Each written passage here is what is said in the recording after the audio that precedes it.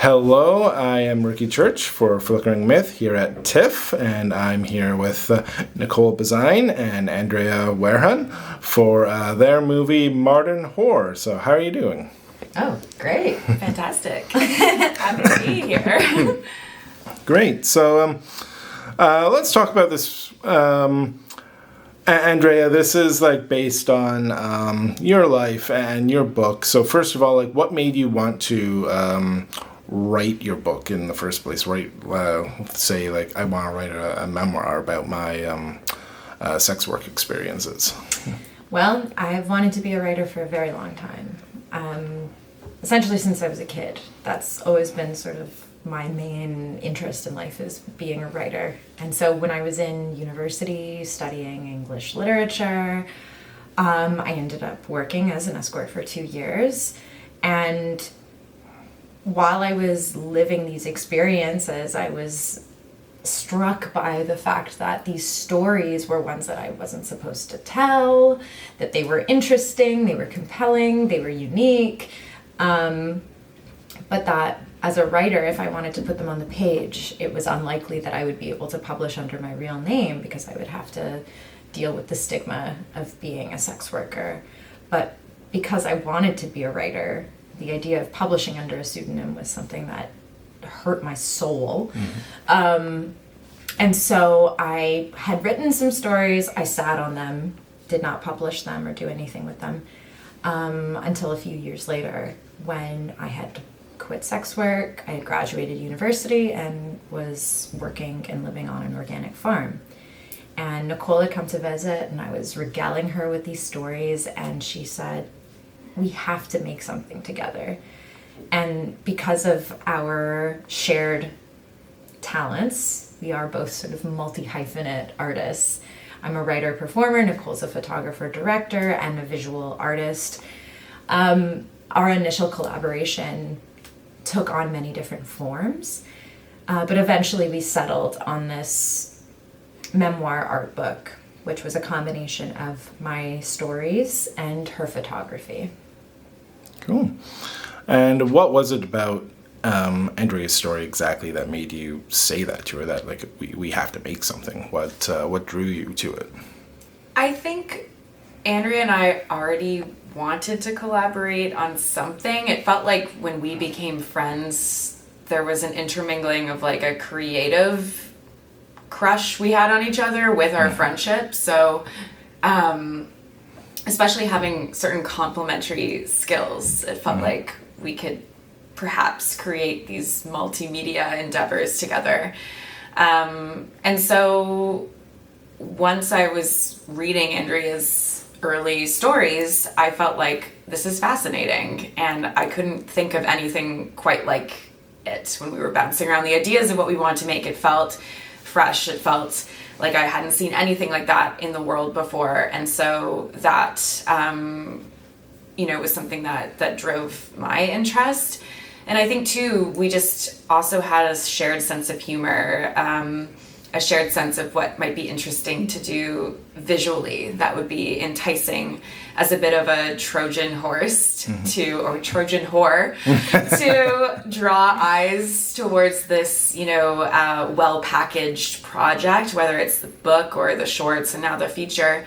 But really at the heart of it, it's a manifesto for sex worker rights. So I think that's what really united us as well. I already had an interest in how art can be a vehicle for social change, and so I became very passionate as well about what we could accomplish. Cool. And you just mentioned it, sex worker rights, and you talk a lot about in the movie. It seems like the last few years, a lot of the conversation has shifted towards rights, and no, this is not a shameful profession. We don't feel shame. We shouldn't have to feel shame. So what do you hope that this will generate in the conversation? How do you feel it shifting, or do you hope that people come away from this with new ideas about it? Well, absolutely. Of course, I want people to come away having learned something from our film. It was intentional for it to be both entertaining and educational. I think that, this film really does try to impress upon the viewer in a subtle way that decriminalization is kind of the only way forward for sex worker labor rights specifically, because as long as our work is governed under criminal law, we don't have access to labor rights. And the reason why people do sex work, regardless of how they came into sex work, is for money. There's it's a job. And as it stands, we don't have access to occupational health and safety. We don't have the ability to unionize. We don't have the ability to fight for our labor rights. And I think it's really important for people to recognize the work of our work, and understand that it's so easy to pathologize our work, and that's kind of how it's always been. But at the end of the day, sex work is perhaps the last shred of a social welfare net that prevents people from falling into poverty. It prevents people from going homeless or going hungry. And for that reason, we need to support sex workers, not by attempting to eradicate an industry that is the last stand before truly hitting rock bottom, but by making sure that our work is as safe as possible. And the design of this movie too, it's like very interesting because, like you said, you wanted to make it educational and entertaining, and to that end, it's like the hybrid documentary where a lot of it is talking heads and interviews featuring you and your colleagues and family. And then a lot of it, too, is like scripted acting and stuff. So how did you both decide, like, this is the format we want to tell it, and that we don't just want to make a straight documentary, that we want to do this? Great question. So I think, Andrea's a natural storyteller, and I think it made sense to have her as our storyteller as the through line of this film that takes us through her perspective and her experiences. I also think that having real people in the film that expand the story, so Andrea's mom, her boyfriend, her friends / peers, in the film as the real people, adds the authenticity that we were really thinking was paramount with this project, and adds certain representation and truth that we felt was very important to see. Even just the act of a support network for Andrea on screen felt radical in a way, because it's not something that we see represented. So that was so important. But then in combination with that, the scripted scenes actually allow for this dynamic, colorful element that actually immerses the audience inside Andrea's perspective. So we can literally jump inside her stories and experience all the colors of the emotions that she experienced along the way. So that was really the format that ended up making sense for this particular project. And I will acknowledge that it's a bit unconventional, but I'm so happy with how it came together, and it felt right for what we wanted to do. Cool.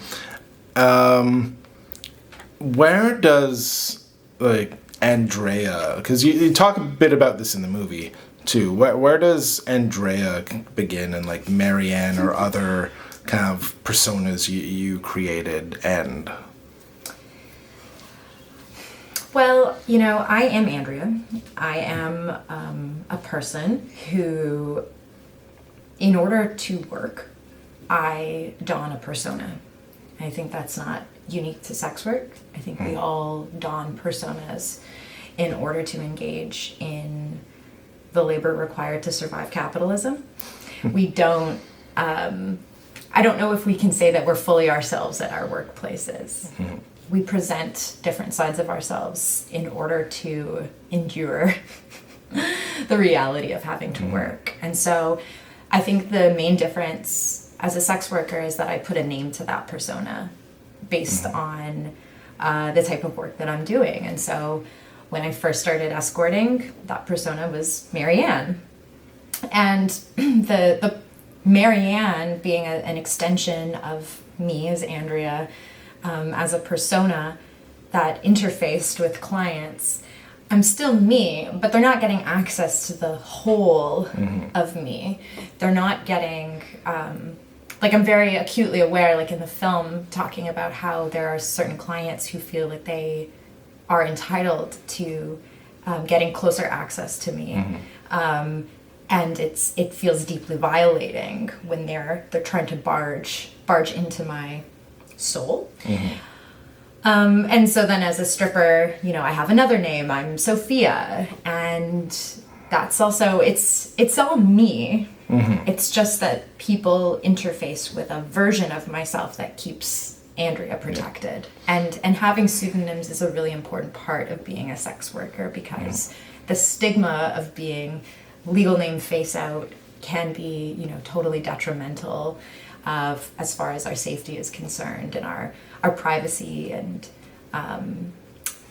it's really important for us to have personas in our work. Yeah. And talking about this in the book and in the movie, how did you want to express that kind of like vulnerability, I guess, to like openly talk about these things when, as you say, there's still that like stigma there? I will admit that I feel like telling these stories is a bit of a trust fall for me as an artist with my audience. I'm hoping that they catch me. I'm hoping that I can trust the audience to bear witness to my vulnerability and my authenticity and my intention in telling these stories to help reveal a greater humanity for all of us, so that we have a better chance of accessing the same justice as everybody else. Because so much of that lack of access has to do with stereotypes of victimhood and villainy that are ascribed to sex workers because we're so rarely given the opportunity to speak for ourselves. And so what I'm hoping is that by telling my story, even if I become the only sex worker that the audience has ever related to, that ability to relate to me and my story means that they are open to seeing the humanity that exists within all of us.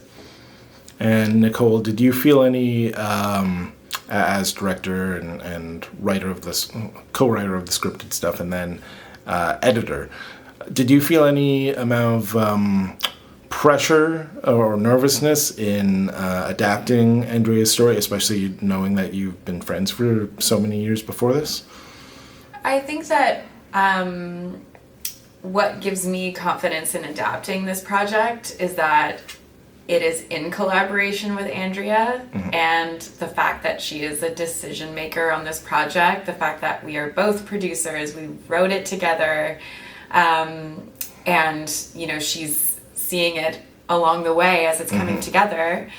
It inspires confidence that this is going to, you know, be in line with what you would want for your story.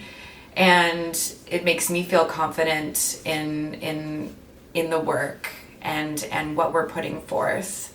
And it's absolutely essential to this project that's about sex worker storytelling, that she is involved every step in the way and how that comes together.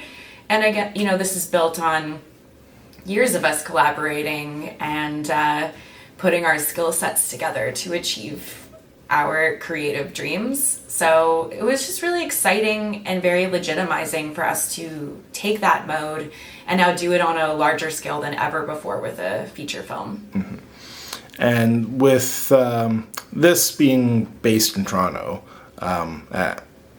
and now it's premiering at TIFF, like how does that feel, like bringing such a story that you've been so involved in the city in your career, and now it's like coming here to this film festival? How does that feel?